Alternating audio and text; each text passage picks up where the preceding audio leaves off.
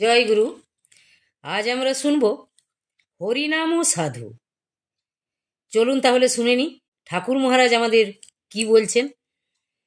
শ্রী শ্রী ঠাকুর সন্ধ্যার সময় পুকুরের পাড় হইতে বেড়াইয়া আসিয়া গৌরাঙ্গ ঘরের বারান্দায় বসিয়া তামাক খাইতে লাগিলেন।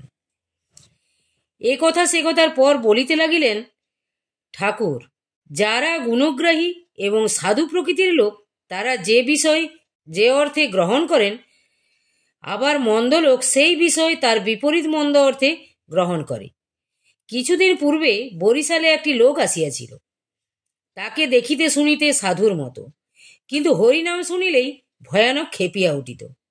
ছেলে পিলে তাহাকে দেখিলে হাতে তালি দিয়া হরিবোল হরিবোল বলিত, আর সেই লোকটি যেন তেলে বেগুনে জ্বলিয়া উঠিত। সেই লোকটি যতই খেপিত, ছেলের দল আরো বেশি করিয়া হরিবোল হরিবোল বলিত। লোকটি হরিনাম শুনিলে এমন ভাব দেখাইত যেন তাকে ঝাঁটা দিয়া কেউ পিটাচ্ছে। লোকটি হরিনাম শুনিলে খেপিত বলিয়া ছেলের দল তাকে খেপাইতে খুব আমোদ পেত এবং উৎসাহিত হইয়াই হরি বলিত।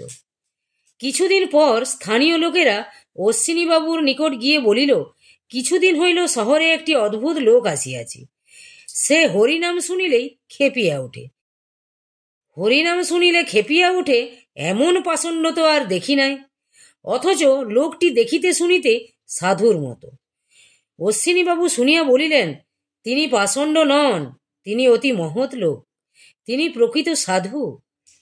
তাকে তোমরা চিনিতে পারো নাই এবং তার উদ্দেশ্যও বুঝিতে পারো নাই, তাই তাকে পাষণ্ড বলিতেছ। তিনি হরিনাম শুনিলে যে খেপার ভাব দেখান, ও তার ভান মাত্র। তিনি হরিনাম শুনিতে খুব ভালোবাসেন এবং তিনি হরিনামের সাধক, তাই তিনি ওইরূপ খেপার ভাব দেখান। তিনি নিজে তো লক্ষ লক্ষ হরিনাম শুনিতেছেন, অধিকন্তু শত শত লোকের দ্বারা লক্ষ লক্ষ হরিনাম বলাইতেছেন।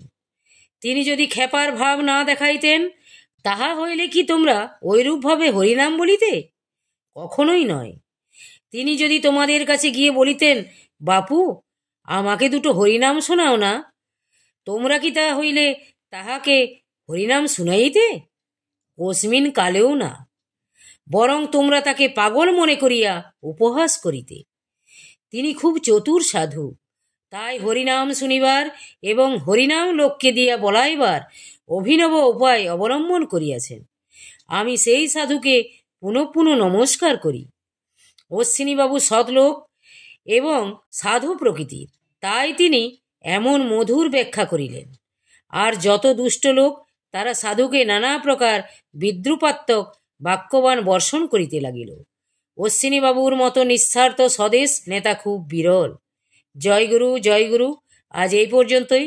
যদি আপনাদের ভালো লেগে থাকে, চ্যানেলটিকে সাবস্ক্রাইব করে আমার সাথে থাকবেন। জয় গুরু, জয় গুরু।